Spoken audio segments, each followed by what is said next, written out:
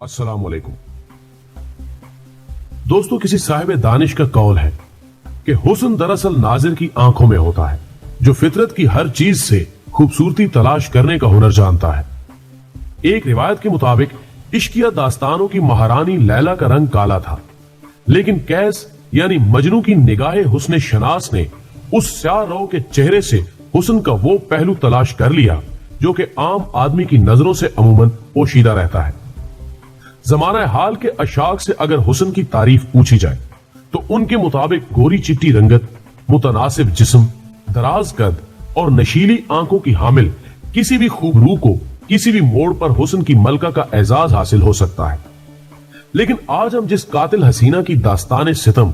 आपको सुनाने वाले हैं, वो इन तमाम पाबंदियों यानी गोरी रंगत और चिश्मे गजाला से बेनयाज होने के बावजूद हुस्न की उस देवी का एजाज रखती है जिसके मर्दाना सरापे से मुतासिर होकर एक दो नहीं बल्कि दर्जन भर नौजवान खुदकुशी करते हुए उसके हुस्न पर कुर्बान हो गए।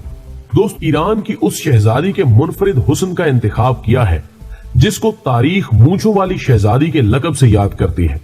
और जिसके हुस्न के चर्चे ईरान ही नहीं बल्कि सरहदों से बाहर भी ज़बाने ज़दे खासो आम थे,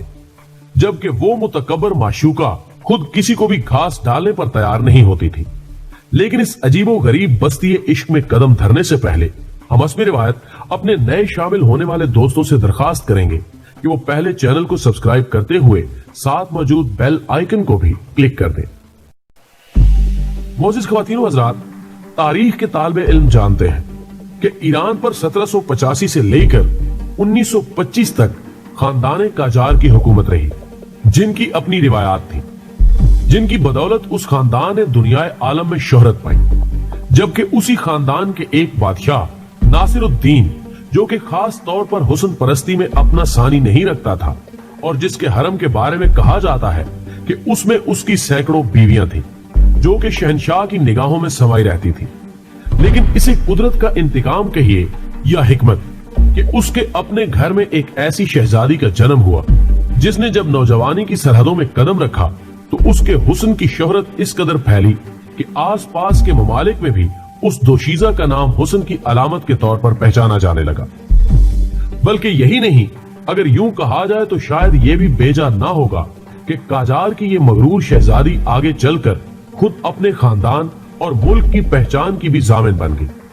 लेकिन नाज़रीन, आपको ये जानकर हैरत होगी कि वक्त के साथ साथ इश्क भी अपने मयार में तब्दीली लाता है, जिसकी जिंदा मिसाल नासिरुद्दीन की इस बेटी ज़ोहरा खानम के अशाक ने पेश की।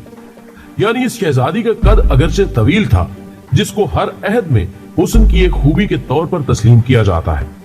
लेकिन इसकी डील डोल हरगिज किसी पहलवान से कम न थी, यानी मोटापा, जिसको फी जमाना हुस्न का कातिल समझा जाता है और जिससे निजात हासिल करने के लिए दौरे हाजिर की हसीनाएं 100 जतन करती हैं। तो उस दौर में ज़ोहरा बेगम के हुस्न का सरमाया ख्याल किया जाता था, जबकि इसके कमानदार दो अबरू बाहम मिलकर उसके तकब्बुर और नखुवत के साथ साथ उसकी शकावत कल्बी की गवाही भी देते थे। और जब मौसूफा ने अपने लड़कपन से आजादी हासिल करने के बाद नौजवानी की हदूद में कदम रखा तो इंकिशाफ हुआ कि 19वीं सदी के इस हुस्न बेमिसाल के चेहरे पर मर्दानापन भी दिन ब दिन नुमाया होने लगा है। और फिर एक वक्त ऐसा भी आया कि इसके लबों की बालाई सतह पर मूंछों की आमद भी एक हैरान कुन अमर था, जो कि इस कदर नुमाया थी कि उनकी वजह से ही औराके तारीख में इसे मूंछों वाली शहजादी के नाम से जाना जाता है। लेकिन इन तमाम इम्तियाजी खसूसियात के हामिल हुस्न का एक आलम दीवाना था। बल्कि रिवायात में मिलता है कि उसके इस मुनफरिद हुस्न के दीवानों की एक लंबी फहरिस्त थी, जो कि उसकी जुल्फ़ाए दराज के असीर थे। जबकि दूसरी जानिब ये आलम था कि ये मगरूर शहजादी किसी भी आशिक़े नामुराद को मुंह लगाने पर तैयार न थी या उसके हुस्न का मयार जुदागाना था। इस पर रिवायात और तारीख कोई भी मोतबर गवाही देने से कासिर है। लेकिन कहा जाता है कि उस दौर में खवातीन के हुस्न को उनकी सेहत और जिस्मानी तवानाई से नापा जाता था, जबकि मर्दाना विजाहत उस जमाने में जनाना हुस्न की अमीन समझी जाती थी।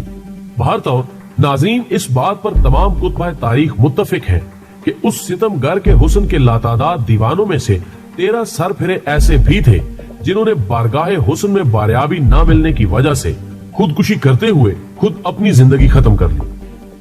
ناظرین گرامی، یہ 1836 کی ایک خوبصورت صبح تھی جب شاہ ایران یعنی بادشاہ فارس ناصر الدین کے محل میں ایک جشن کا سما تھا، جس کے انعقاد کی وجہ اس شاہی محل میں پیدا ہونے والی وہ شہزادی تھی جس کو نہ صرف آگے چل کر اپنے والدین کے ناز و نوم اور لاڈلے پن کا اعزاز حاصل ہوا، بلکہ دنیائے حسن میں بھی اس کو ایک منفرد مقام حاصل ہو گیا۔ کہا جاتا ہے کہ شہنشاہ فارس اپنی اس شہزادی کو اپنی حکومت اور ملک کے لیے ایک نیک فال خیال کرتا تھا، جس کی پیدائش کے بعد ایران میں نہ صرف امن و امان بلکہ ایک عہد خوشحالی کا آغاز بھی ہوا، اور یہی وجہ تھی کہ شاہی محل میں اسے خاص مرتبہ و مقام بھی حاصل تھا۔ بلکہ شاید اسی کی بدولت زہرہ خانم کے مزاج میں تکبر اور خود پسندی بھی نمایاں تھی، جبکہ اس پر مزید ترا یہ کہ وہ اپنے وقت کے معیار حسن کی بھی ایک تابندہ مثل تھی، اور ظاہر ہے خدا جب حسن دیتا ہے نزاکت آ ہی جاتی ہے۔ اس کی خود پسندی کا یہ عالم تھا کہ وہ نہ تو جن سے مخالف کو کوئی اہمیت دیتی بلکہ ان کو حقارت کی نگاہوں سے دیکھتے ہوئے اس نے کئی قلبہ اشاق کو مایوسی کے سمندروں میں بھی اتار دیا۔ ناظرین گرامی، ہمیں یقین ہے کہ اگر ہم اپنی اس ویڈیو میں اس قاتل حسینہ کا سراپا الفاظ میں بیان کرنے کی کوشش کریں تو شاید اس دور کا کوئی دل پھینک بھی اس موٹے جسم اور مونچھوں والے چہرے کی طرف راغب نہ ہو سکے۔ لیکن اس کا کیا کیا جائے کہ یہ ایک حقیقت ہے کہ اس دور کی خوبصورتی کا معیار گوری رنگت، نرم و نازک اعضاء، نشیلی آنکھیں اور متناسب جسم ہونے کی بجائے بھاری بھرکم اور طاقتور ہونا تھا،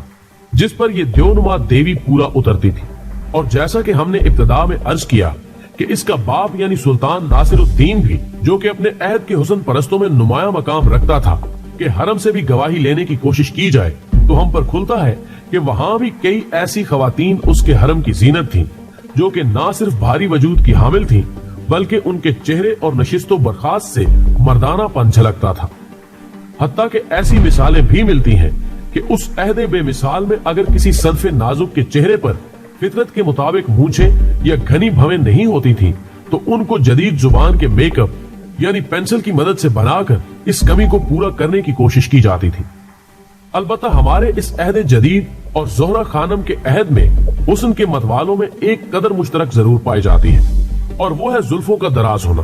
لیکن اس میں بھی آج کی دیویوں کی زلفائے دراز اور بل کھاتے ہوئے بال، جن کو شاعر حضرات نے سانپوں سے تشبیہ دے کر اور بھی ان کی کشش کو نمایاں کر دیا ہے، اس عہد قدیم میں بھی پسند نہیں کی جاتی تھی،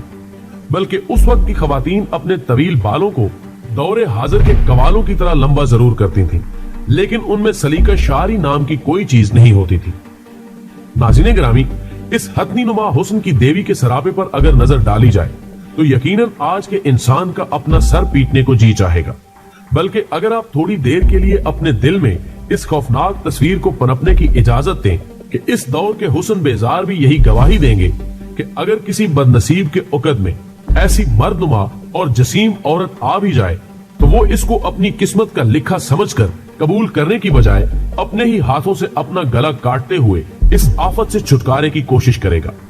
لیکن داد دینا پڑتی ہے 19ویں صدی کے ان صاحبان دل و نظر کو جنہوں نے حسن کا وہ معیار مقرر کیا جس کو دیکھ کر کوئی بھی نگاہ گوہر شناس ان سے اتفاق کرنے پر آمادہ نہیں ہو سکتی۔ ناظرین محترم، شاید اسی لیے کہا جاتا ہے کہ تاریخ کئی حوالوں سے انتہائی دلچسپ اور سبق آموز داستانوں اور واقعات کا مکتب ہے،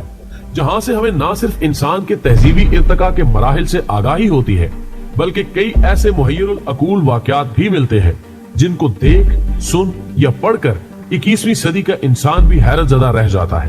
کہ اس کے آباء و اجداد کیسی کیسی عجیب و غریب گھاٹیوں کے مکین رہے ہیں۔